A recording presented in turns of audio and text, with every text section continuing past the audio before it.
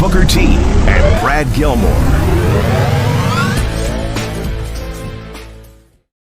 Welcome inside the Hall of Fame. I'm Booker T, 6-time world champ, 2-time Hall of Famer. Got my man Brad Gilmore here with me. As always, man, we getting ready to do this thing, man. Coming to you live from ESPN 975-925. As always, man, I want to thank the fans because it's all about the people. I want to thank all the people hanging out in the comments section, giving their opinion today. All the super chatters. Definitely appreciate you guys, man. But I'm ready to get it rolling, man. It's a whole lot of talk going on out there. But but before we even get started, I want to pay my respects to Stephan Bonnar, UFC Octagon legend, warrior, a guy who did so much for the sport, passed away at the age of 45 years old due to heart complications, as well as I'm sure the battles and the war scars along the way that he picked up, perhaps, contributed, because no man leaves unscathed. That's just the way the game is. They say that is not a game, as real as it possibly can be. So I want to send my condolences to the family of Stephan, as well as say, man, rest in peace, man, because you did a hell of a job in this lifetime. They say it's not what you do. They say it's what you do between that birth date and that death date. And Stephan, you did a hell of a job. God rest in peace. Godspeed. Yeah, I echo everything you just said. I mean, I got into the UFC, and a lot of people probably my age did too, because Raw used to come on, and then right after Raw, they had the Ultimate Fighter for a little while Raw was still on Spike. And I started watching the Ultimate Fighter, and then everyone knows about the legendary finale between Stephan Bonnar and Forrest Griffin and what that did for the sport. Dana White made comment of it. Everybody knows about it. And I remember Stephan popping up in pro wrestling. He had a little short stint in Bellator, I know as well. Do you remember they did a gimmick where he was like a masked fighter in Bellator? Do you remember that? No, I don't. No, and the thing is, I was reading about that, him having a short stint in pro wrestling, and actually the injury that he suffered, his back injury that he suffered, came from a pro wrestling match. And I didn't even know that Stephan Bonnar, dabbled in the pro wrestling industry at all. I remember he did something in TNA. Like, I remember that, but I don't remember if it was a match or he just made an appearance. Because remember, after you left TNA, there were several UFC guys they kind of brought in. Rampage Jackson was one of them. I think Tito was in the main event Mafia for a minute or something like that. And so there was some cross. Wait a minute. What? Wasn't Tito in the main event Mafia? After you left? I don't remember that. After I left TNA, I don't remember nothing.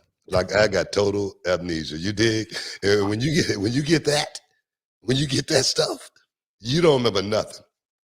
Yeah, I hear you. That's that amnesia. Well, I want to talk to you about TNA a little bit, but so Stephan, though, again, I mean, 45 years old. We were just talking about Rumble Johnson. It seems like a few weeks ago. Obviously, it goes without saying, way too soon. It's never a good time. It's even worse when it's this close to Christmas. It was Christmas Eve for him. Reminded me of Brody Lee, who we lost 2 years ago around the same time, similar age. And what else can you say other than condolences to the family and anybody who was around? Who was a loved one of Stephan Bonnar. He is immortalized. He's a UFC Hall of Famer. His name will always ring true when you talk about the sport of MMA and what made it popular today. They're always going to talk about that fight he had before us. So, yeah, definitely my condolences. That was a sad one. That was another shocker. Big shocker to me, man. Big shocker, But one thing about moments like this, one thing about the UFC is still pretty much in its somewhat infancy, maybe it's teenage years. Let's just say that. Not in its infancy. They're like their teenage years right now. Right. And stuff like this is going to be happening, with those guys because, they started younger, now they're getting older.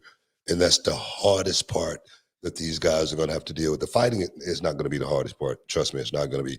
It's going to be moments like this because in the wrestling business, over my 30 years in this business, losing so many warriors along the way, a lot of them friends. Man, it seemed like every time it happens, it seems like it takes a little piece of you every single time. And you wonder how long, there again, you know, will you have that mortality? You know what I mean? Yeah. How long, can I how long can I run? It's one of those things, because, you heard me say it many, many times. Time waits for no man. Time waits for no man. And that's the way life is. But that's going to be the hardest part for, these fighters that have been in the game, in the trenches, fighting, each other, those guys that have had those wars, like Forrest Griffin. I'm sure right now he's feeling it probably the most. You know what I mean? So God bless those guys, man, for what they go out there and do and what they give. You know what I mean? One of my favorite movies, Born, and it's a moment in the movie where Matt Damon says, look at what they make you give. Powerful, powerful statement. Man, yeah. Obviously with the UFC being, UFC 1 was in the early 90s, right? It's like 94, 1990. 1990. Okay. So we're 32 years in. We're 32 years into a sport. And really, those early days were trying to figure things out. I mean, if you want to call that a sport back in the day, you can, I guess. But I think that was everyone trying to figure it out. It's almost like when football players were still with leather helmets and coming up with rules to the game. You know what I mean? Yeah. The Super Bowl era is what you always hear them talk about in the NFL, right? Oh, in the Super Bowl era, it's because there was a lot of times before that where they were still figuring out the sport. And I think with the UFC, I don't know, where you want to say it officially kicked off, but really right around that 2005 to 2007 era when they really started making it a legitimate sport and it became legalized in most every state except for a couple. And guys like Stephan Bonnar were on the front lines. Stephan Bonnar had, I think, in the UFC more than a dozen fights, at least 12 to 15 during his run there. And that's a lot. And remember that UFC in the Ultimate Fighter, those guys were fighting on the television show. They were fighting every week. Now, I don't know how quickly that was shot, but they were fighting in that octagon. Remember that? Well, not just that. You're just talking about those guys being the leathernecks of the UFC. Mm-hmm. Right. Those guys wasn't making a whole lot of money either. Mm-mm. They wasn't making no, millions and millions of dollars and whatnot. I think here at the end of Stephan's, life, he was working a regular day-to-day job. Mm-hmm.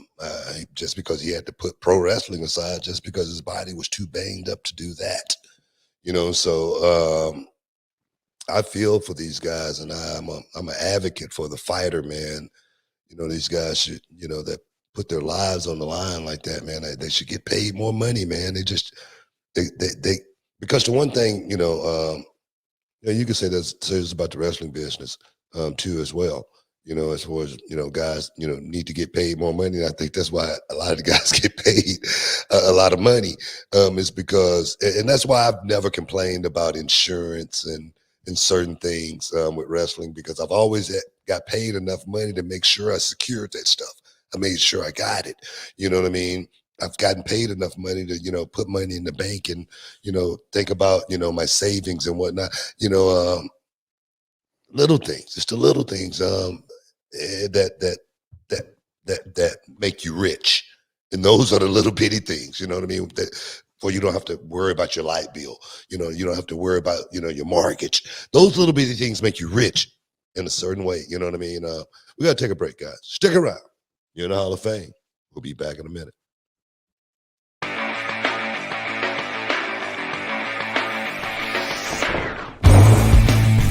My name is Nathan Wasser, and I'm from Toronto, Ontario, Canada.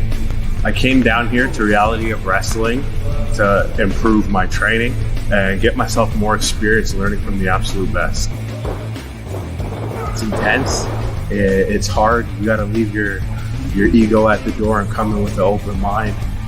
The way they do stuff here is the next level. But if you do that, you'll end up bettering yourself in the end, and you'll improve, and you'll be able to work anywhere. Nathan, he's an unbelievably awesome student. I'll tell you why, right? For a few reasons. Number one, the man packed up all the way from the Great White North to move down here to the U.S. to train. because he wanted to learn from one of the best. But what's even more impressive, on top of the fact that he takes care of his body, he works hard, is the fact that he was trained by a very reputable trainer, and yet still comes down here humble, hungry, ready to work and ready to learn, and not coming in here acting like he knows everything or that he's too rigid in his ways. Booker's knowledge will help you get to whatever goals you want to do if you want to be a big star in this industry. My end goal is to be in WWE. Coming down here to Reality of Wrestling, I feel is the best opportunity for me to get there. So I'm going to do whatever it takes. I can promise you, when you come to Reality of Wrestling, it will change your life. You will not regret it.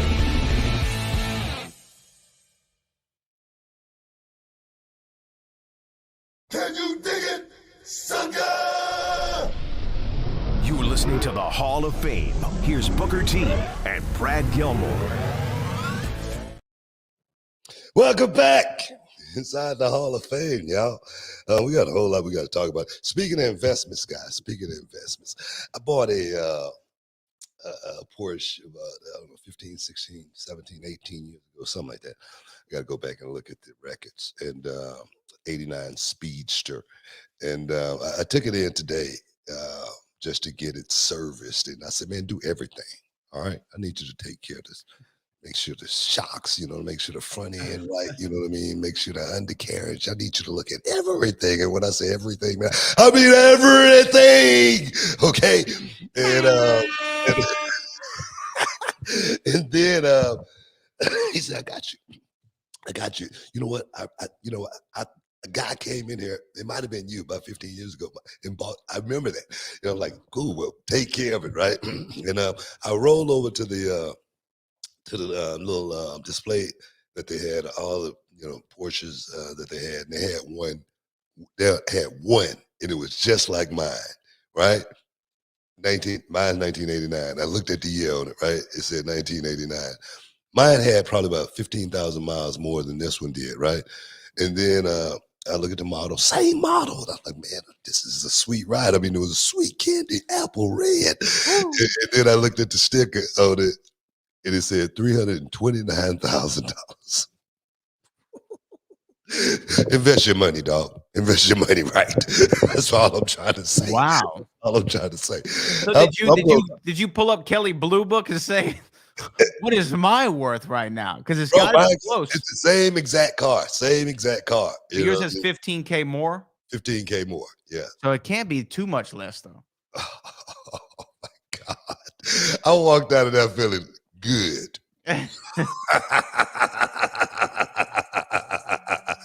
That's with 2 D's and the T. That's with everything on it. I'm serious, man. I'm like, man. Yo, that's crazy. Good, man. Yeah. It was a nice investment, man. I spent a nice little piece of change for that ride. And, look like it may pay off for you, boys. I'm good to go. Vacation, man. Vacation and then fun in the sun. That's what I'm talking about. But, man, we got to get rolling, man. I see we got super chatters and everything coming in. Already. We do. Do you want to take the super chatter first? Let's do it, man. Let's do it to it. We're going to come in order in which they were received. We got Cali Toenail, man. Love Cali. All toenails, dog. What's up? He goes, ho! Did y'all catch Hacksaw Jim Duggan interview after his home intruder? My man went into wrestling mode and held the guy down with his 44 Magnum. Oh, yeah, I heard about the story, but I didn't see the interview. Normally look at Tucker Carlson, okay? But I did. Oh, he was on Tucker? Yeah, he was on Tucker Carlson. Oh, wow. I just happened to pull it up on YouTube, and he was putting it down as far as, man, dude came busting through the door. He was, running. He tried to carjack and do something somewhere, and he was running through the neighborhood, came to Jim Duggan's place, just busted the door. Jim said he grabbed him, threw him out, grabbed the 44, 45, one of the two. I can't remember what number it was, but drew down on him till the police came, scooped him up and got him. Oh, got his ass up out there. Did he hit that in the interview? Please tell me he hit a hoe. He did. Yes, he did? Oh, my. Definitely. Hacksaw was in round 4, man. He was in round 4. It's good to see Hacksaw still, take care of business, man. One of my best friends. I read in a little story about Hacksaw Jim Duggan back in the day before he was married, right? We was at this, we used to go to this club back in the day in Atlanta called Rupert's, right? And Hacksaw, man, all the ladies, man, they loved Hacksaw Jim Duggan. The girls, man, they loved, I'm serious, man. Hacksaw would come in with a tank top with some Zubas and a fanny pack on. In a club where it's like everybody's dressed nice with suits on and everything, right? So Hacksaw rose in the club, right? And this girl, that was in the club, she was all over him, and her boyfriend hated him, right? So this guy had like 3 other guys, and they was finna jump on Hacksaw Jim Duggan and, roused him pretty good in the club, right? And me and my brother, we just happened to walk in Rupert's, right? We didn't know what was happening. And Hacksaw saw me and my brother, and he go, hate. And we came over, and then the guys kind of like just got away from him and left him alone. And Hacksaw, we saved Hacksaw Jim Duggan's life in Rupert's in Atlanta, Georgia. He called in heat for the hot tag. He called in the heat, man, and the heat rolled in, and everything just seemed to just brighten up. I remember that night, we stayed at the club till it closed down, and I remember it was crazy. It was a crazy night. It was a crazy night. I don't even want to get into no more about that, man. But I mean, you remember? Oh, let's get to that next super chat. Yeah, let's get to the next super chat. I want to definitely do this because this is a big one. This is from Otis Linkman with the $50. We appreciate that, Otis. Otis said, Booker T, you've given us so many classics, not only because of your amazing in-ring ability and moves, but also your great in-ring psychology with your taunts, crowd control, and timing. Is that taught, or is that a trait one must possess within themselves? I think it's taught. I really do. I don't think that's something that I picked up naturally. I say, the wrestling business, it just wasn't something the brothers really gravitated. It wasn't something we invented like basketball. Even though we didn't invent basketball, I'm just playing. You know what I mean? But I studied, just like I just honored, one of my mentors, Black Bart, at Christmas Chaos, just last week, and I watched this guy do things. I will peek out the curtain and I go, man, that's what made that work. That's what made that work. When I was trained, I was taught, to make sure you make everything bigger than it actually is, and so I remembered that from the beginning. So, and then again, I watched a lot of movies. The Shaw Brothers Productions, is one of the greatest karate productions ever in the history of karate movies. And I used to watch these guys, and I used to simulate their timing, and everything had to make sense. Even the snake style, the scorpion, the toad, the centipede, all of those styles had to look like that actually, replicated what they were, simulating. So for me, those little bitty details, man, God, even now I get goosebumps talking about it. So yeah, I think they're taught. But for me, I tried to go over the edge and take it even a little bit further. Like, just like say, for instance, I asked you, no, I demand you. Something like that. You got to be able to take that and make that what you wanted at that certain time. And timing is, everything. Yeah, I think that's just applicable kind of across the board, right? You can have the greatest teachers in the world, right? And I'm sure, and you did, I know, coming up on the road, guys like Black Bart. I think it's one thing to hear the lesson, right? To hear the tip, to hear the game. Yeah. But it's another one where you might hear it and you might hear what they were saying, but then say 3 weeks later in the ring, all of a sudden something happens in the match and you're like, oh, that's what he meant. And that light bulb goes off and you have that eureka moment. So of course you can be taught all these things, but it's up to you to put them into practice. Yeah. And have those moments to where you're like, oh, no, you gotta practice it, and you gotta really, practice it to the point to where you got the fans in front of you. And for me, we had a lot of house shows. And those moments were those times for me to really work on things. It's like having a car engine, and you really don't know if this part should work here, but let's see it, let's try it. You know what I mean? Right. And it might. So that's the way I always approach wrestling, because I didn't just want to be a wrestler. I wanted to be the best performer, and I wanted to be the best entertainer, and I wanted to be the best wrestler. Even though I knew I couldn't be the best wrestler, I wanted to act like the best wrestler, and walk like him and talk like him. So that's what good wrestlers do, and I felt like I was pretty good, even though I get beat up a lot, on social media, on the internet, especially by these AEW fans. No, I always thought I was pretty good, and it's to be debated. Well, I will say this: I don't think anyone can question your legacy in the ring or outside the ring, for that matter. A lot of people think I slipped on a banana peel and got my legacy. They don't think I did the work. I don't know what the people think, but I am. I'm so gracious, man.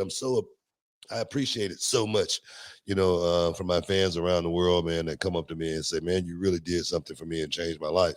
You really inspired me along the way. I appreciate that, because I know that's, was, my motive operandi was to try to lift people up and make people feel like if Booker T could do it, they could do it, but you got to put the work in. You got to put the work in, dog.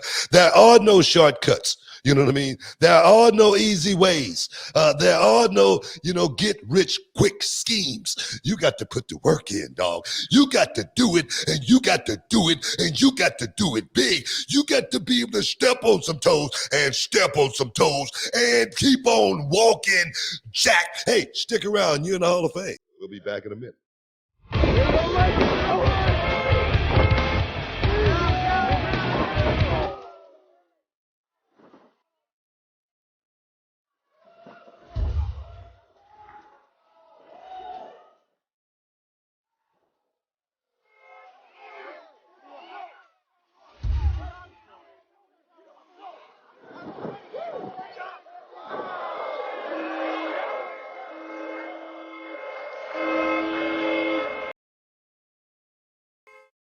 Can you dig it, sucker? You're listening to the Hall of Fame. Here's Booker T and Brad Gilmore.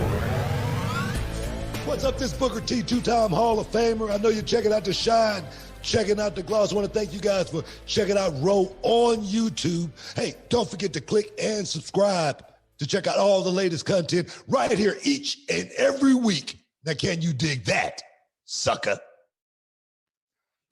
Welcome back inside the Hall of Fame, guys. Speaking of, mentors, okay? I posed a question many times, right? And I want to get your opinion on this. I want to get your opinion on this. Nature Boy Fred Phillips versus Nature Boy Ric Flair. Which one do you think have a legendary career? Well, I mean, I'm going to obviously say the Nature Boy, Ric Flair. I always talk about championship names. I was just reading that Ric Flair, Ric Flair is he was adopted as a kid. I knew that, yeah. And he just found out what his real name was. And his real name was Fred Phillips. Okay. And I posed a question, do you think Fred Phillips would have had just as good of a career as Ric Flair? The same guy. No. Well, I know Ric Flair's real name is like Richard Fleer, which is pretty much Ric Flair. Yeah, Richard Fleer, yeah. Yeah, but Ric Flair, yeah, no, it just sounds like it sounds like. I guess it's hard to say. What was the other name? Fred Phillips. I mean, it's just a Fred regular Phillips. name. Yeah, no. What's Fred wrong Phillips. with that name? It's a great name. Fred Phillips is a good name, but I mean, it's like Ric Flair. Just sounds, and I don't know if I'm looking through it because we know who Ric Flair is, but it sounds a lot better. Let's say we didn't know who he was. No, Ric Flair sounds cooler. Okay, all right, I feel that way too. No, I'm just saying championship names, guys, goes back to those little bitty details. That's one of the details right there as far as, making it to that championship level, having that championship name, like the Nature Boy Ric Flair, like a Booker T. Oh, yeah. Just want to throw that out there, guys. Well, we appreciate that that $50 super chat. Yeah, really do. On the real. Really do. We really do appreciate it. Thank you, man. Really appreciate that. I think that when we talk about did you bring that up for a particular reason? No, Because I know we were talking about championship names. We're just talking about my mentor. You know what I mean? So I just talk about, Ric Flair. He's one of my mentors as well. He's one of the guys that I studied. I made sure I, watched Ric Flair and made sure I emulated a lot of little bitty detail that Ric Flair would actually go out there and be able to display that the fans could not see. It was like, the wind, and you can feel it, but you just can't touch it. You wonder how, and why this guy is so different than everybody else on the roster. And I used to watch how Ric Flair would, transition as far as being able to, talk in the ring, just like you and I are talking right now, to the person that he's working with, and the fans would not know he's saying a thing. And it was beautiful. It was artful. You know what I mean? And there again, one of my mentors, just wanted to bring him up, shine a little light on my man, Ric Flair. You hear me out there, brother? I love you. I love you, dog. That's one of my best friends. One of my best friends. Yeah. Nature Boy. He's got a new documentary. I haven't watched it yet, but it's on Peacock. I think we got to get him on the show, man. We got to get him on the show. Let's get him on the show here. You know what? Next week, I'm going to see if I can get the Nature Boy in studio. How about that? Oh, my gosh. That would be phenomenal, because here's the thing. That'd be a great way to kick off 2023. You know what? That's exactly what we're going to do. We're going to get the new Nature Boy inside the Hall of Fame next week. I'm going to make a phone call as soon as we get up there. I love it. I love it, man. Rick's one of the greatest of all time. He's maybe the greatest of all time. Hey, you mentioned something just a second ago in the last segment. Do you feel attacked? Are you being attacked online? Is this something that I don't know about? Because I like to think I have my finger on the pulse of everything that happens Booker T related. Something that we actually going to talk about today. I just mentioned. Let me say this first. Okay. For any young wrestler getting into this business, to wrestle in any company is a pleasure and an honor. It really is. To be able to go out and display your talent in front of the fans, I don't care if it's in a damn bingo hall. It's an honor and a privilege to be able to do that in front of those fans. I swear to God, because I know I did it in the VFW halls. I did it in the bingo halls. I did it in the high schools. I did it in the big arenas. You know what I mean? And speaking of that, if you get in this business, and if you're just thinking about getting into it for the wrestling, more power to you. But if you're getting into it, want to be a part of something great, and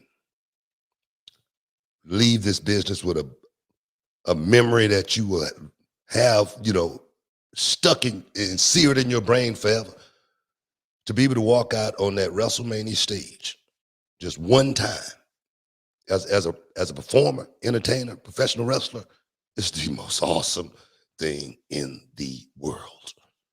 Don't get no bigger than that. I'm just saying. And I've worked in the Tokyo Dome. I've worked in, every arena in the United States. I've worked on, every WCW show. And I'm going to tell you right now, those shows didn't get no bigger than WCW shows. They were huge. They were monster. And we did a bunch of them, a boatload of them. But when I got to WrestleMania, it was like when I took my little girl to Disneyland for the first time. She was 5 years old. And when we saw the castle at nighttime, it lit up. And my little girl started crying, right? And just because it was so beautiful. And then I started crying. And then because it was my first time going to Disney World too. I was like, man, this is Fall. Well, this is the best thing. This is, like when you first walk in and say Disney World with the change. Happiest place on earth. Exactly. Man, that's what WrestleMania is. I made a comment about Jay Cargill. I said, man, she's a specimen. She's, she's got WWE written all over her. And then she posted a comment and said, man, that she loved to wrestle Charlotte Flair one day. I'm not saying Jade Cargill need to go, to WWE, but I'm saying, man, that's somebody that would stand out big in a big match at WrestleMania with Charlotte Flair that's what I'm talking about. I'm thinking about the star power and the money that could be drawn with a spectacle like this. You know what I mean? So when people, I hear people like, now he's a promoter. Yeah, damn right, I am a promoter. I've had a wrestling promotion for quite some time. It's called Reality of Wrestling. I've produced a lot of young talent out there right now, and that young talent is smart, first and foremost. You know what I mean? So, yeah, they be coming at me again about saying Jade Cargill has WWE written all over. And I'm going to tell you right now, Jade Cargill, when she go and spend money on the uniform and the outfit, she go spend money. The makeup, oh man, she go get the makeup artist. The hair. Oh my God! And then she probably can lift more weight than most of the guys in AEW. Wait a minute, including myself. Okay, there you go. Let me say that too. Okay. Because I know that's a headline. That was it. You saw it as soon as you said it. I was like, oh God, that all the goodwill, all the great things you just said are going to be reduced to Booker T says Jade Cargill can lift more than every man in AEW. Well, the aggregators don't do that. Yeah. Don't do it. Except Will Hobbs. There you go.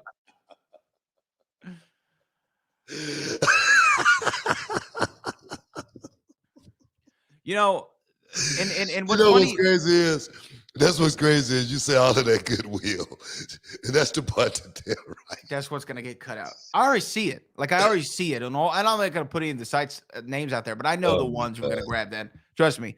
But you know what's interesting about Jade Cargill is I see a lot of actually hate for her online.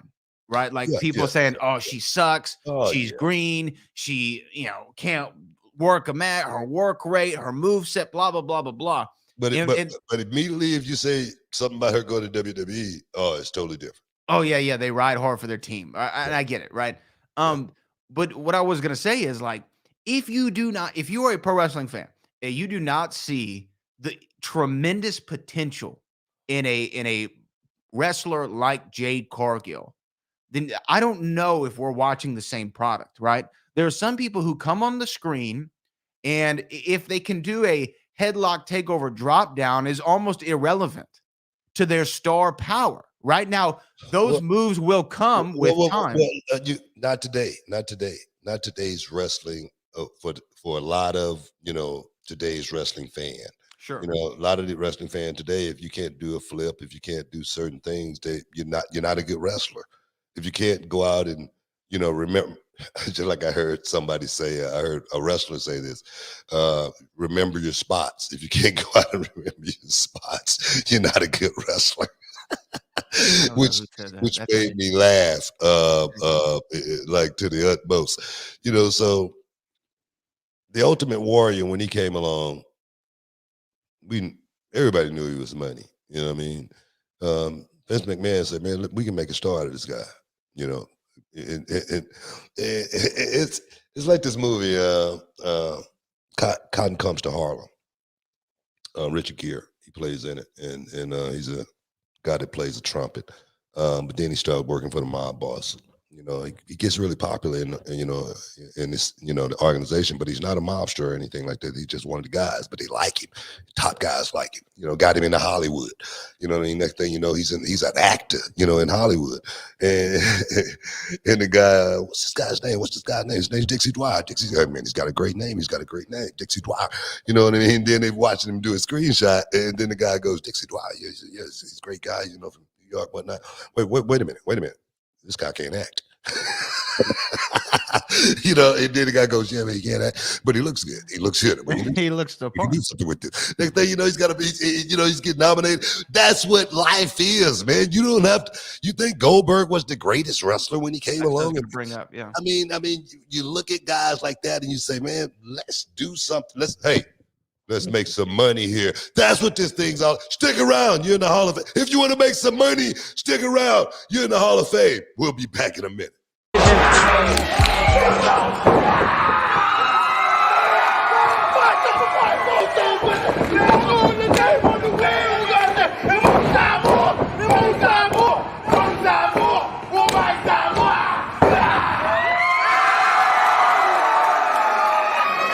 Yes, and it feels good to be back. For y'all that don't really know, this is exactly where the Usos started at, right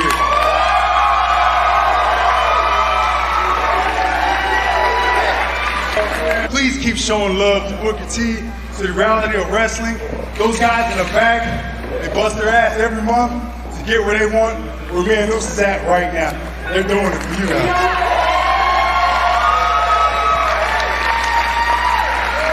Show love the whole ROW family. I'm telling you right now, these guys are the future back here. We started, the Usos was born right here. Right here. So, hey, support the ROW movement. When we say Usos, y'all say, oh, ooh. Can you dig it, sucker? You're listening to the Hall of Fame. Here's Booker T and Brad Gilmore. Boom! Welcome back here inside the Hall of Fame, ESPN 975-925. Giving it to the people, man. Giving it to you like you want it, man. It's raw. It's raw talk. It's real talk.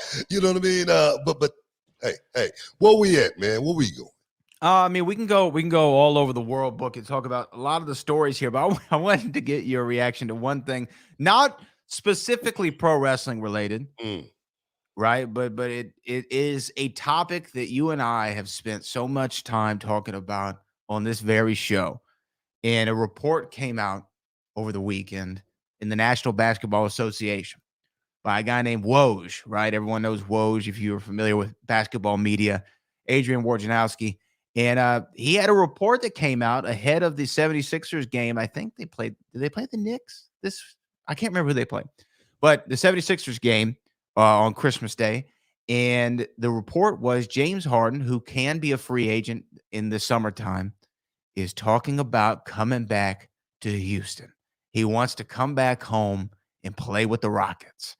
And I just want to know what you think about that, because you've been very opinionated on James Harden. One time you and I were at a birthday party of Dwight Howard, and James Harden avoided you like you were COVID. You're scared. You know what I mean? I was scared, man. He avoided you. I don't know why. Yeah. I don't know why.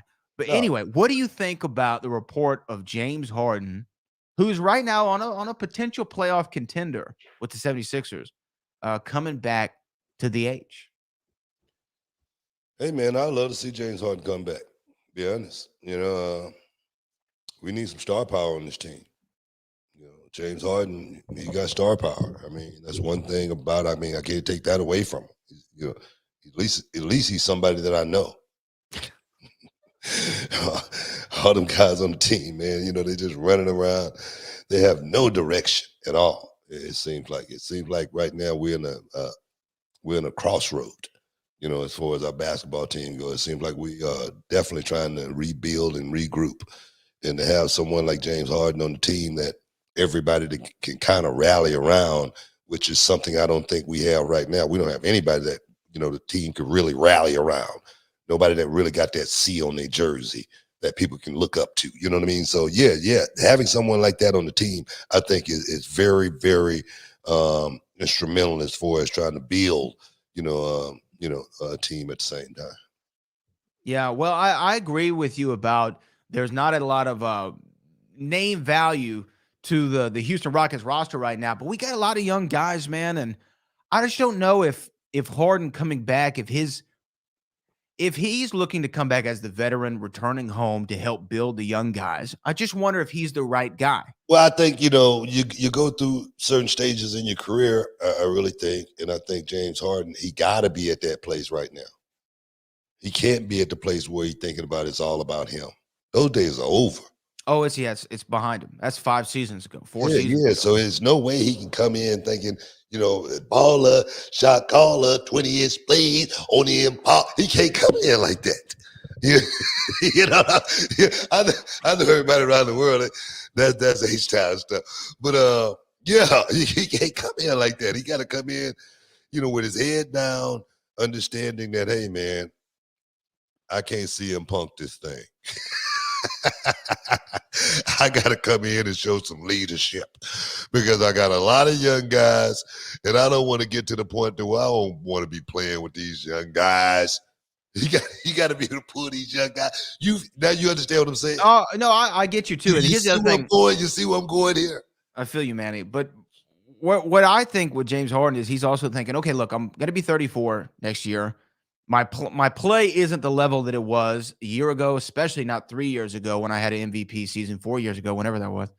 I think he's thinking Houston might be the only team to give me a lot of money to go there, right? Because like you said, he's box office. He can sell tickets for the city. He's going to be somebody people want to see play. He's going to be around a lot of young talent that he can try to help mentor. The Rockets organization and my man Fertitta, who owns it, Tillman Fertitta, he might say, yeah, you know what? He's worth spending $40+ million on, because I don't see any organization other than the 76ers, because he can opt in and this can all be moot. I don't see another organization saying, yeah, James Harden's worth upwards of 40, close to $50 million. Because remember, before James left, they were willing to pay him $50 million a season. Look, man, I don't care what these guys paying these bad. As long as I get my cut, as long as I get mine. No, I'm serious. Now what I'm saying is, I got to think about my own paper. You know what I mean? If James Harden can come back to Houston and they pay him $40 million, hey, man, that's on them. You know what I mean? They get what they pay for. That's what my mama used to say. You get what you pay for. So whether we going to get that out of James Harden, I don't know. But, if these owners got that kind of money to pay a brother, hey, I'm like Tupac, hey, I ain't down on no brother getting money. Get it. All of it. Every dime. I think I already know the answer to this question I'm about to ask you, but I'm going to ask it anyway. For you, what would be more important? Continuing to pursue a championship to solidify your legacy as one of the great players in the National Basketball Association's history, or getting paid a ton of money? If I got a lot of money, the championship do mean something. It Right. really do. So to walk away from the game without a championship, that's something that you don't want to do if you got a chance to not let something like that happen. You just don't want to do that. But I always say, man, if they told me that they were going to give me the money and I wasn't going to get any championships, but they're still going to make me a rich man, give me the money. I'm going to go over here and I'm going to be happy. We'll be in the club every night till I'm about 40. He's well on his way of achieving that goal. We know James Harden is a fan of the gentleman establishment. That's what I'm saying, man. When you're a young man, you ain't got no family or anything like that. You got no kids, no wife. You got a whole lot of money. Yeah, man, you have fun. You go out and you have fun. That's what you're supposed to do. You know what I mean? And I ain't hating on that either. So I'm actually surprised. I didn't think that you'd want to see him back with the Rockets organization, but you know what? I think we have a real good young core. I'm a forgiving man. I'm a merciful man. I almost think, though, do you think this was part of the plan all along? Like, hey, James, look, yeah, you want to go out there and get a championship. Look, go try. Go do what you want to do. And whenever you're ready, you got a spot back here always. The one thing about Houston, man, they always been, the gullible. Is that the word? They spend money on old guys. Yeah, they're definitely, bring in, the guys like the Rocket, you know what I mean? Roger Clemens, hey, you don't have to practice at all. Just come in on game day. Give me 3 innings. It almost worked for us on that one. But I think more about, hey, Chuck, Scotty, why don't y'all come play here in Houston for a little bit? You know what I mean? We know you're getting long in the tooth, but let's go for it, bro. When you're trying to sell tickets, sometimes that's what you got to do. You know what I mean? It's about business. It's chess, not checkers. Me and Charmel, we getting ready to go see New Jack City here on the 14th. Oh, at live, You know right? what I mean? It's like that's what my man said. It's chess, not checkers. You know, you got to be able to play. You got to be able to play. Nino Brown will put you down, dog. You got to be, you know, this is real. You know what I mean? So that's the way the game. That's just the way the game is played. So if Harden come back, if you get a lot of money, you know, I'm down with that. If he can come back and do something for the team, I'm gonna be even more down for that because, like you said, there's a lot of young players on the team. Those guys need some direction. A lot of those guys need to be inspired. Mhm. You know, somebody like James Harden, you know, beat as it may, the way I feel about him. A lot of guys look up to him. You know, that's in the game and coming up in the game and have watched that freaking, you know, crossover and step back for so many years and how beautiful and how graceful he do it. And they go, God, man, I got to, you know, man, I wish I could meet this dude, man. Man, I wish I could, you know, sit on the learning tree. I mean, so yeah, he got a lot to offer. He really does. You know what I mean? Whether he's man enough to step up to the plate and play that role is going to be the question for, you know, James Harden, you know, coming back to Houston. Well, we'll see. We'll see what happens. I think we have to take a quick break, Book, according to my watch, and then we'll come back because there was some other news we definitely have to cover. Stick around, guys. You're in the Hall of Fame. We'll be back in a momento.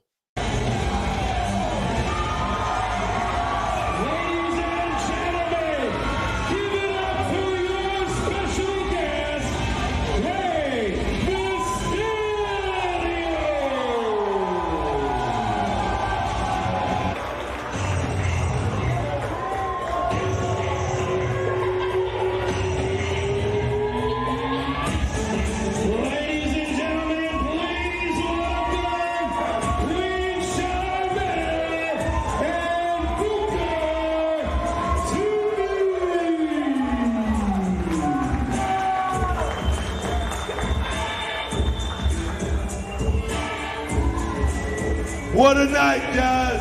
Christmas Chaos 11 years straight, guys. We have done this event all because of you guys supporting Reality of Wrestling. We love you. We thank you. But more importantly than that, we got to thank Rey Mysterio for making the trip all the way from San Diego. And more... Hey, that's man love. But the thing is, we got one more present because tomorrow is Rey Mysterio's birthday, guys. Hey guys, break it out. Break it out. Look at it. 619, baby. All the way from the 619. Happy And like I always say, for Rey Mysterio, can you dig that sucker? Can you dig it, sucker? You're listening to the Hall of Fame. Here's Booker T and Brad Gilmore. Welcome back inside the Hall of Fame, man. I don't know if you guys checked out those orange Jordans I had on right there. But I found this place over. I found this place over on the in the Galleria area, you know, and they clean tennis shoes. Yeah. So I took my red and white ones, my black and white ones, and those orange ones over to get cleaned last week. Cost me $150. But I said, let me try it out and see if it work out. They'd say they'll touch up all the, if you got anything coming to loose, they fix it, you know, and polish up everything, you know what I mean? So I'm gonna see exactly what kind of job they do before I give them a recommendation. But I've been looking for something like that for the longest. I was like, man, why don't we have, you know, a place that could really clean tennis shoes properly, opposed to just wearing them, wear them out, throw them in the washer. And then once you do that one time, they're done. They finish it once you do something. Oh, like it's a wrap. If you put them in the wash, it's a goner. They're dead. They're dead. Throw them in the trash. Yeah, yeah. So I was like, okay. I was like, man, somebody need to invent, a way to be able to clean tennis shoes. And then Charmaine was telling me about this place, so took them over there, and hopefully they can fix them up for me real, real nice. Especially those orange ones, man, because those orange ones, they got a really, really cool design, and on the front of them, they got a little logo of Spike Lee on the front of them. Oh, yeah, I know which ones you're talking about. Yeah. It's like a little green plastic. Yeah. That's Spike Lee. I don't know why I thought it was Rick Ross who was on here. I thought it was Rick Ross. Spike Lee, man. My bad, Spike. My bad, Spike. That's my bad. I've seen videos of Rick Ross. I remember it being Rick Ross because I remember when you got him. No, Spike Lee. I don't know why I thought it was Rick Ross. I used to watch stuff on YouTube of people who they'd show you like tips on how to clean your sneakers, how to get a stain off or grass scuff or whatever. There was this one guy who I saw, he would take the Jordan 1s and he would put them in this kind of bleach or acid. I don't know what it was. And when he would pull it off, all the paint that was on the shoe was taken off, right? And it was completely white. And he would go in and he would paint over that and make his own custom color Jordans and stuff like that, and had a way to seal it. I went down his rabbit hole of his YouTube videos for like, I don't know, a couple hours just watching him do these designs. It was incredible. And then I was like, man, this looks kind of easy. I could do that. I didn't do it. I didn't follow through with it. Go fill your bathtub up. Right. You try to make something happen. I was trying to start an enterprise. Yeah. I said, man, I could do this with the Jordans. Yeah, you know what I mean? But yeah, yeah, like man, I said, I'll let you know how they work out, man.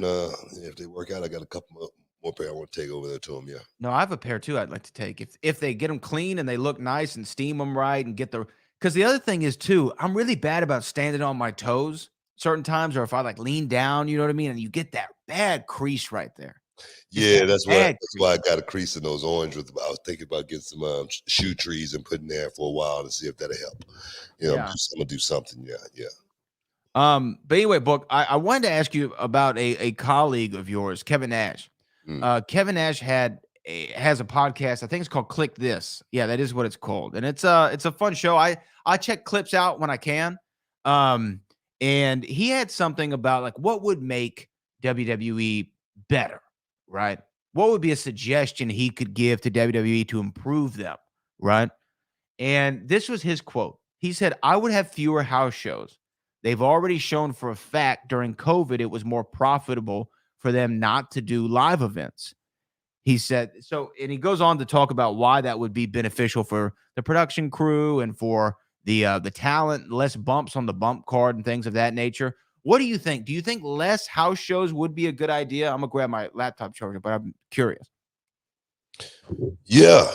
I mean, that's one thing about the business, man, that I've always, been, one of those things with me where I felt like, it had to be, well, I wish that it was a spot to where, we could be able to rest a little bit in between, because there again, when you watching it from the outside looking in, you just see those nights on television, but those Friday nights, those Saturday nights, those Sunday nights leading into that Monday,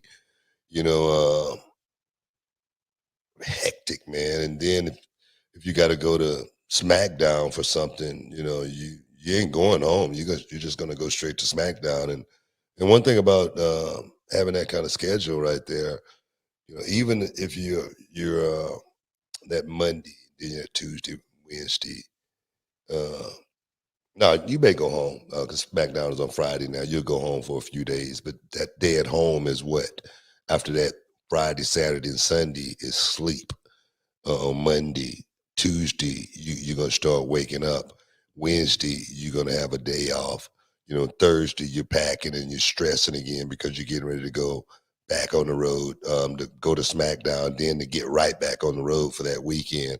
And it's a never-ending story. It's never ending. It never stops. And that right there is the most stressful part of the business. It really is. So I can agree with Kevin on, having less house shows, just so the boys could be able to, recuperate, prepare themselves a whole lot better. The schedule will be able to rotate on those house shows a little bit better as well, so everybody's not going to be on the house shows all the time. So, but you will still be working house shows. It's, especially if there's a money incentive to go out on the house shows as well. So I agree with Kevin 100% because that has always been the hardest part of the business is the grind. Being laser focused all the time. It's like eating oatmeal every day for the rest of your life. Right. That's all you eat. It's that hard. It really is. And if you don't have a strong mind and a strong will, it will break you. It will break you in a heartbeat. So I can agree with that. Do you think there would be any negative implications to that? Like, I guess, for example, if there aren't as many house shows, some of the guys who are newer to the big show, maybe they don't have enough time to learn their craft as quickly as maybe they could if there were more house shows. What new guys you talking about? I'm talking about guys who are just new to the main roster and really doing the big loops that just came up from NXT. That's what was different about back in the day. It was a sink or swim business. Those guys didn't work out. They didn't work out. You cut them, you get rid of them, you keep going. You find guys who can act the part and play the part. They're going to wait on guys in Hollywood that can't act a part and can't read the lines and remember them. You got to get rid of them. They're going to find somebody who can do that. That you can't be holding people's hand all the time in this business, especially if we're trying to get somewhere. But didn't you learn from the house shows though? Didn't you learn like things about your craft that maybe you couldn't have learned in a 7-minute televised match where you got to think about breaks? Ask me this here. The question you should be asking me, would I have rather been in a house show or been at home? Would you have rather been at a house show or been at home? I would have rather been at home. Yeah. It's like for me, I mean, I'm gonna learn my craft. It's like when guys come into reality of wrestling, I'm not gonna tell them they need to go work out. They don't know they need to go work out. That's their problem. If they don't know, you got to work at a certain level to stay on the card. That's going to be your problem at the end of the day. And a house show is not going to really, help you, that much. You know what I mean? If I'm saying doing that house show all the time, repetition, that's not going to help me. It's like when I first came to, WCW and they wanted me to go to the power plant. I'm like, man, I don't practice. Man, I'm serious. They wanted Allen Iverson over here. They did. They wanted me to practice. I'm like, man, I don't practice. I'm like, man, I don't do that kind of stuff. I'm a worker. I say, put me in the ring with anybody. I'll show you I can work. So I was confident enough in my ability to know. Nah, I mean, a house show is just more work on my body. It's just more wear and tear on my body. I would have loved to have had, just say, for instance, a chance to have 2 house shows a month off, 2 house show weekends a month off.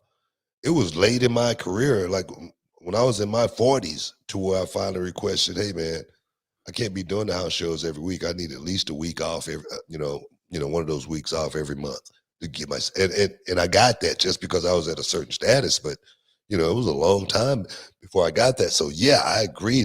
I mean, that's the hardest part about the business, the continuous grind, week in and week out. And it's not just a physical grind, it's a mental grind.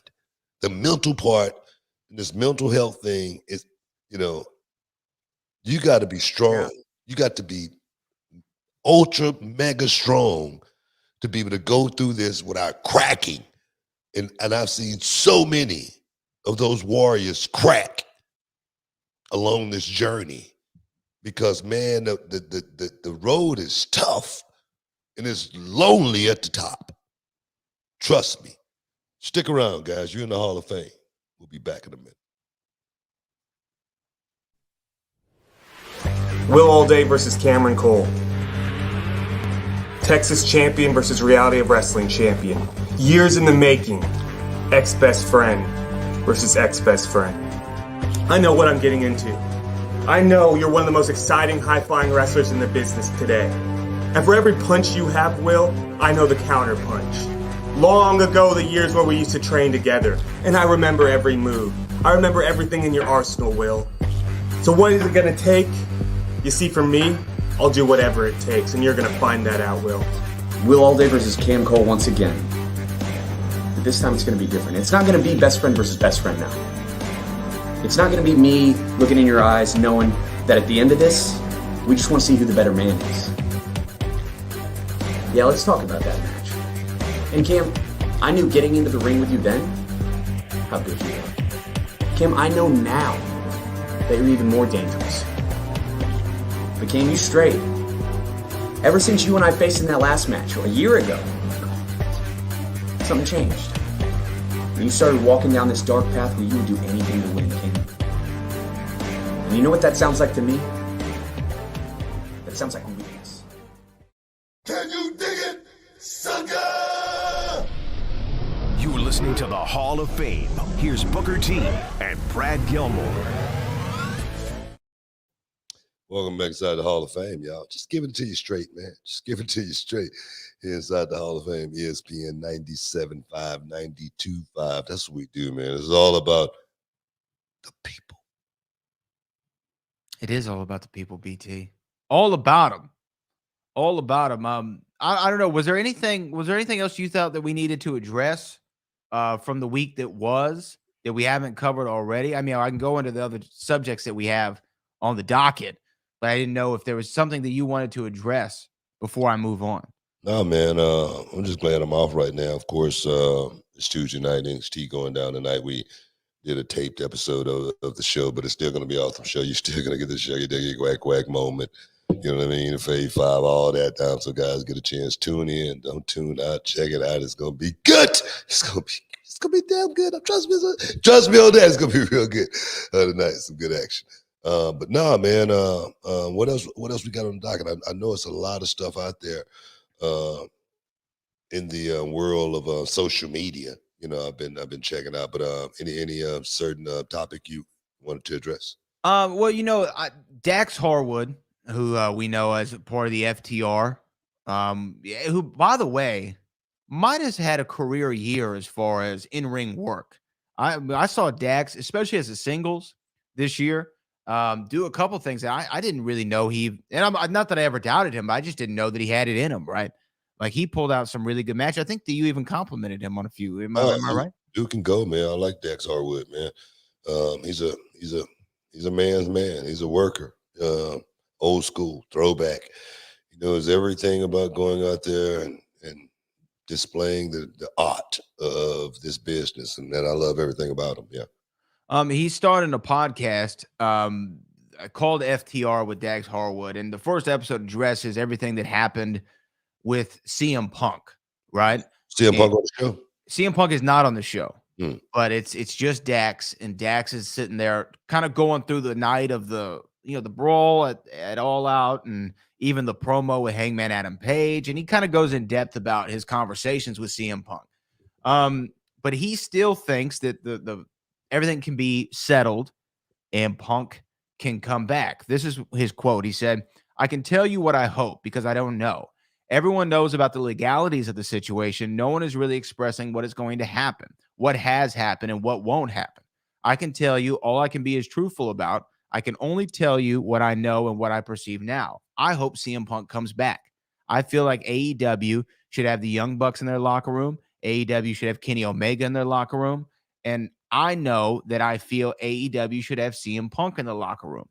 With those four entities, it makes our talent roster much deeper and better. It's four guys who want to be the best. Regardless of what you think of us personally, I think we all want to be the best. And I know we all want the best for professional wrestling. It's given us a life that we could have never had otherwise." He talks about how then he goes on to say what he wants to happen between the parties that were that night at All Out. "This is my plea to all four guys. Please find a way to make it work. If we can make it work, We can set up the future of professional wrestling for a long time.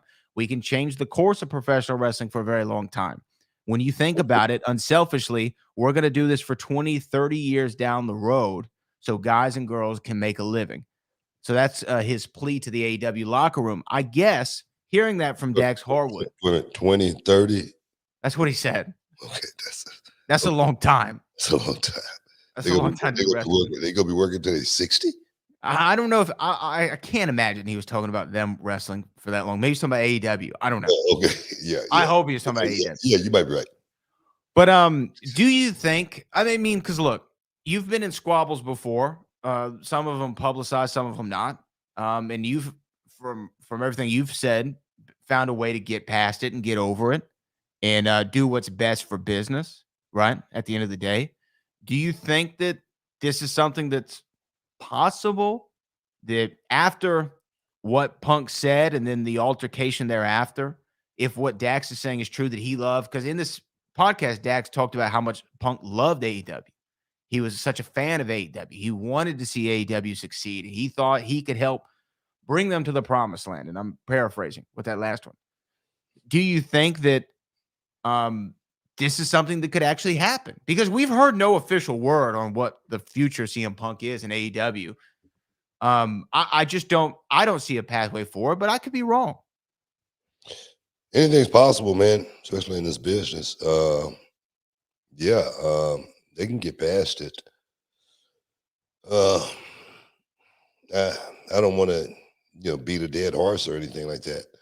But if they do get past it, it's going to be from the damage control Punk has to do. Mm-hmm.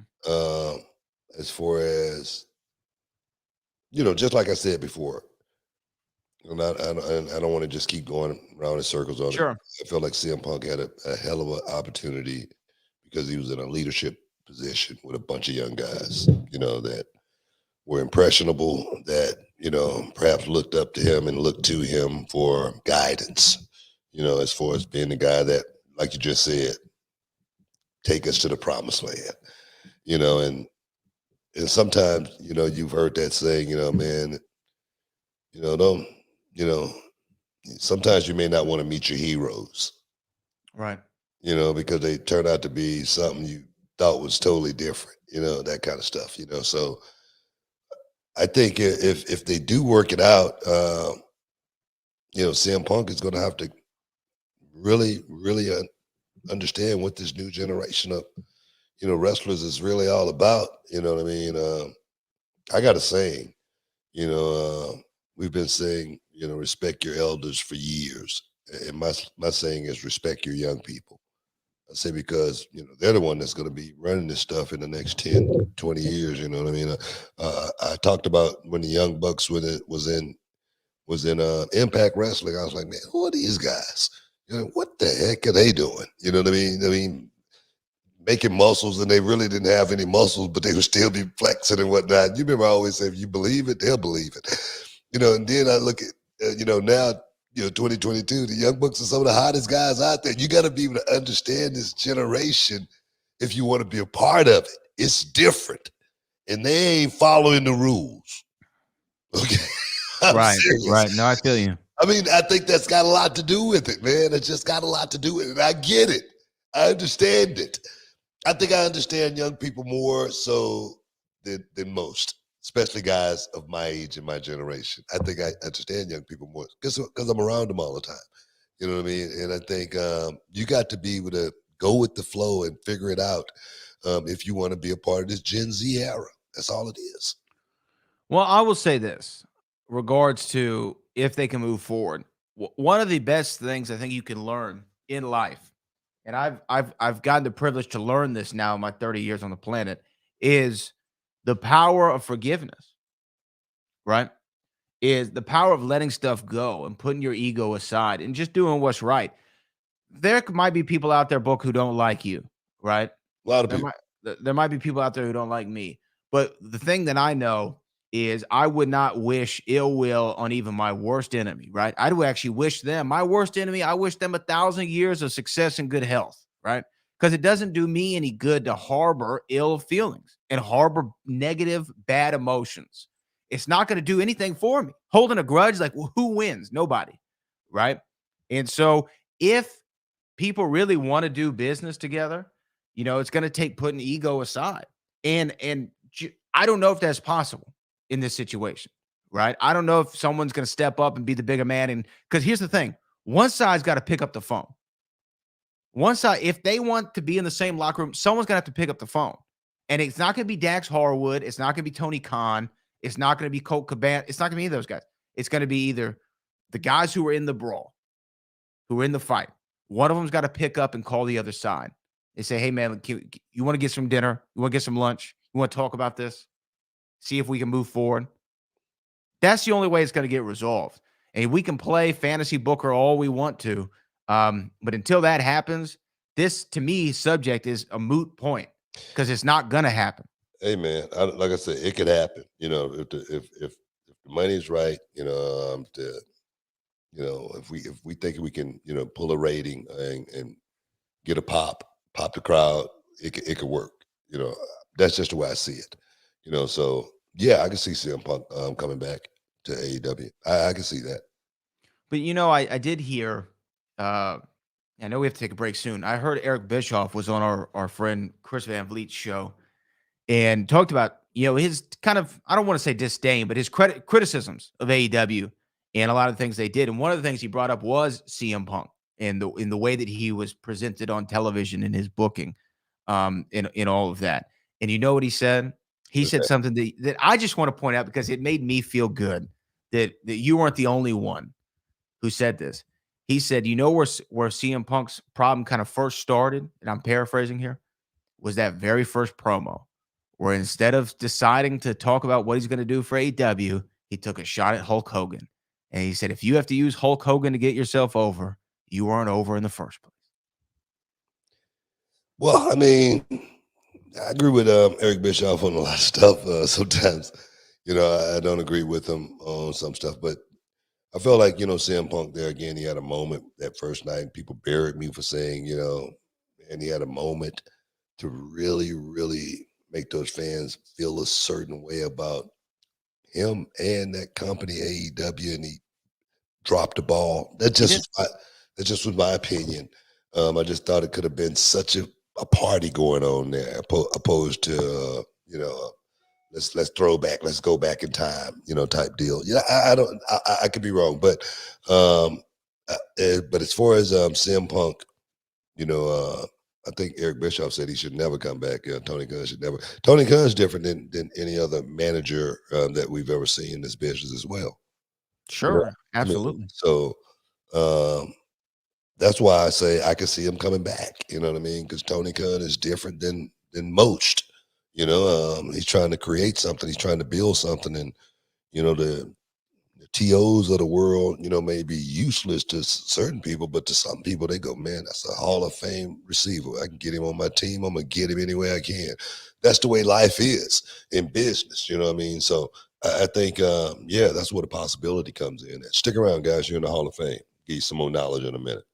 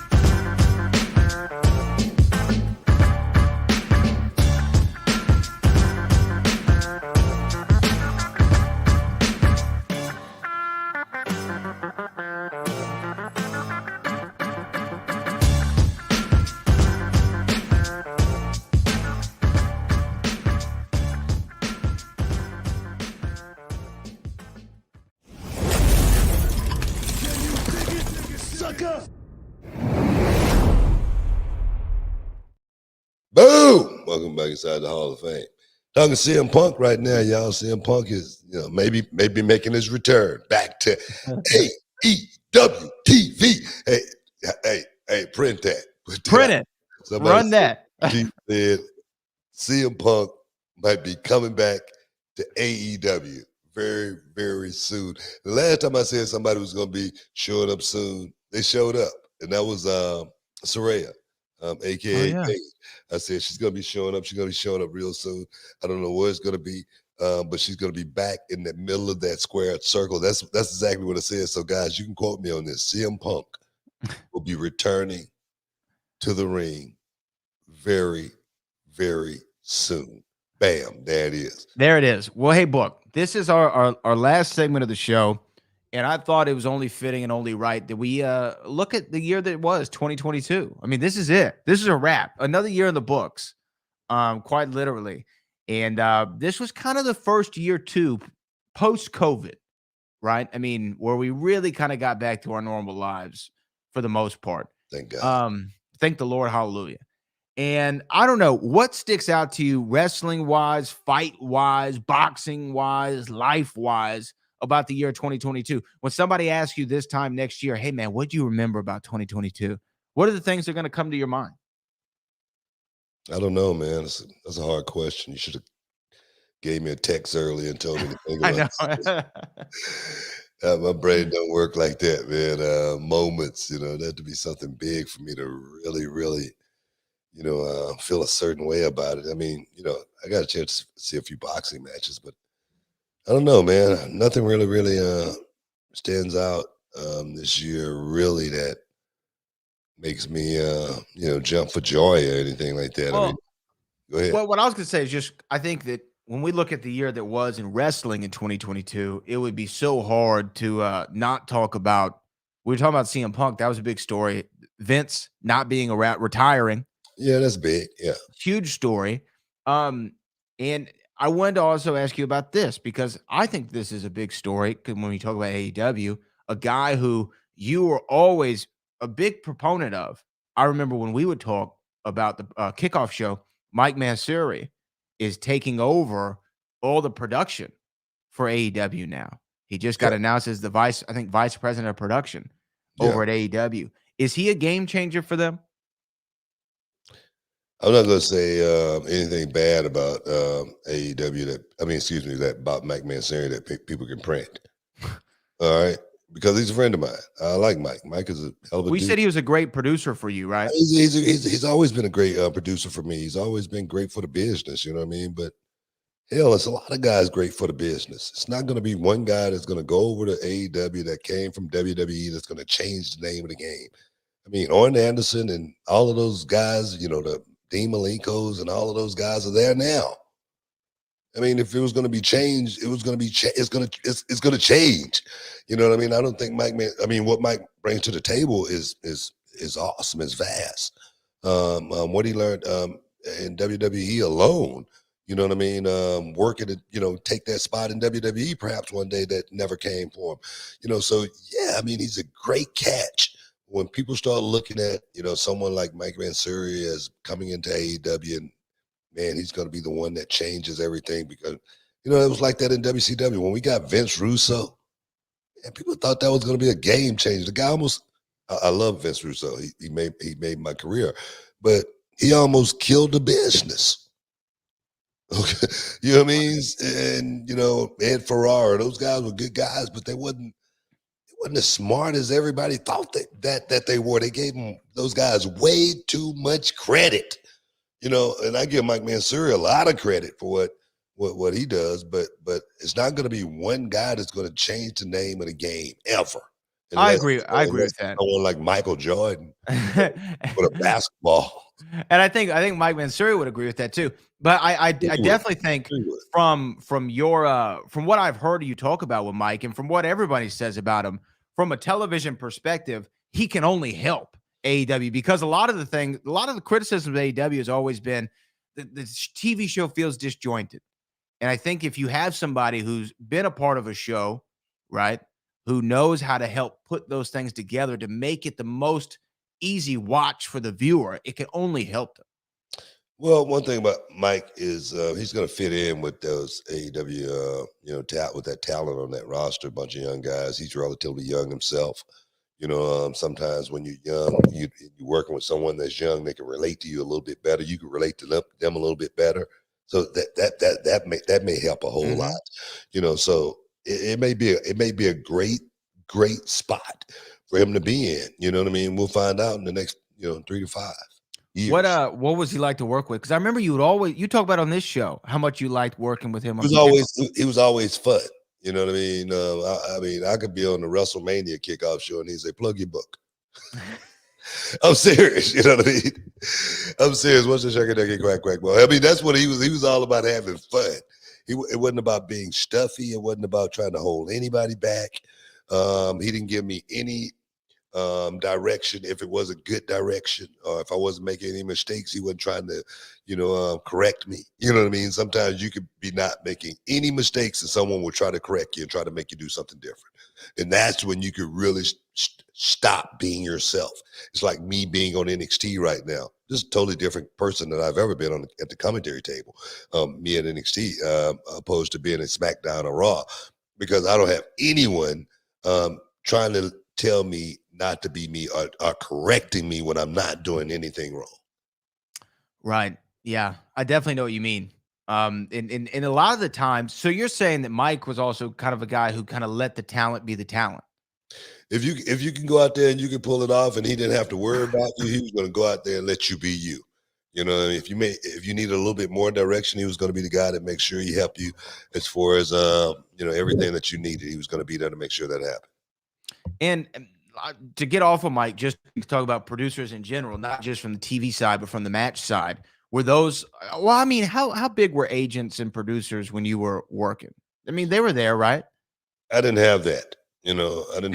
Sometimes they might say, "Hey, we need you to hit this moment or something." That's it. But Mike was never an agent like that.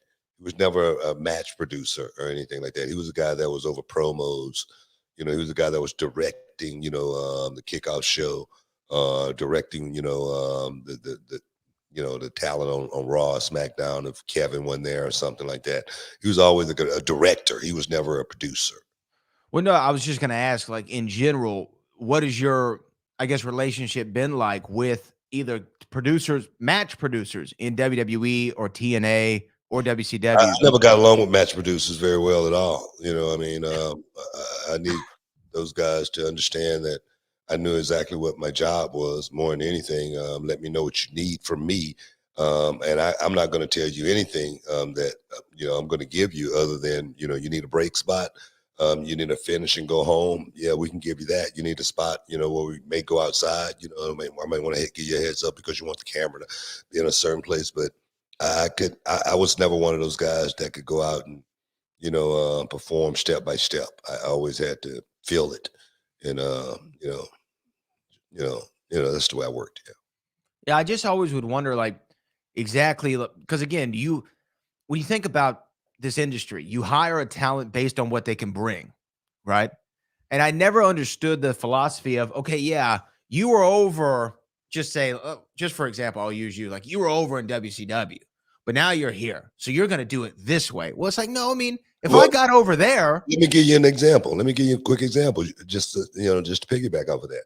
When I first came from WCW to WWF, the first thing they told one of the agents told me not to do was don't shake anybody's hand or give anybody a high five on the way to the ring.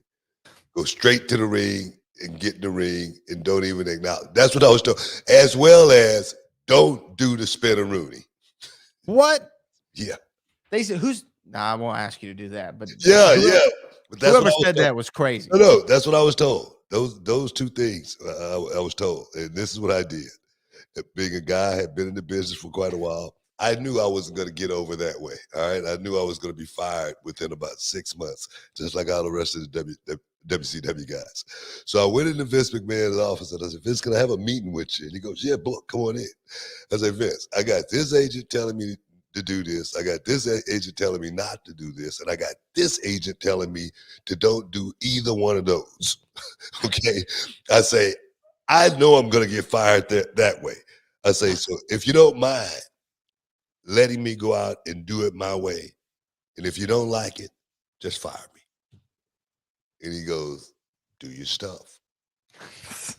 From that day on, I never talked to another agent.